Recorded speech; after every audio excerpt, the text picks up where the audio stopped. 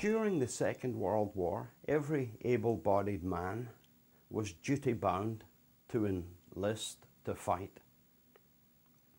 Some conscientiously objected, and they suffered a little bit. People thought they were just cowards, which wasn't necessarily true, of course. And I think that people should be able to conscientiously object. For one, it would weaken the troop in which they served if they didn't really want to fight anyway. So I think they should be excused, and I don't think there's any shame in it. The problem is, of course, it provides the cowards a veil of virtue to hide their cowardice behind. And we learn this very early on as children. Johnny, did you just hit your sister? And no, I was trying to get a bee out of her hair. Hides his violence behind a virtue of salvation. I was saving my sister. We see this all the time. People who have an agenda often find a virtue to hide it behind. The thing that makes me laugh are people who think no one else can see through it.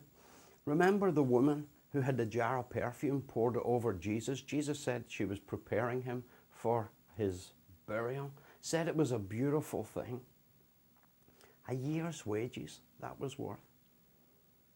Some present there, said Mark, some present, were indignant. Matthew said it was the disciples. But John earmarks Judas as the spokesman. Said, didn't care about the poor. Did it because he was a thief. But he used the poor to hide behind. Used the veil of virtue to hide his evil. I don't know what's more disgusting. I think it's the latter. It's not the evil. It's the wrapping of the evil in sheep's clothing. Maybe some of the disciples, maybe they genuinely thought that could have been sold and given to the poor. And it could have been.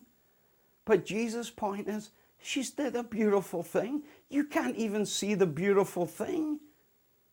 Your hearts are so damaged.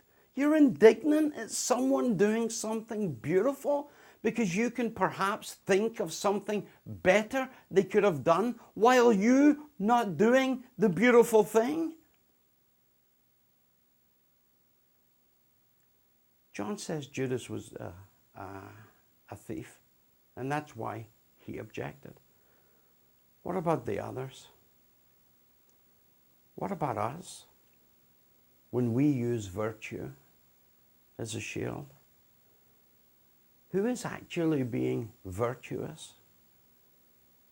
And who is just using virtue to shield their evil? Who knows? God does.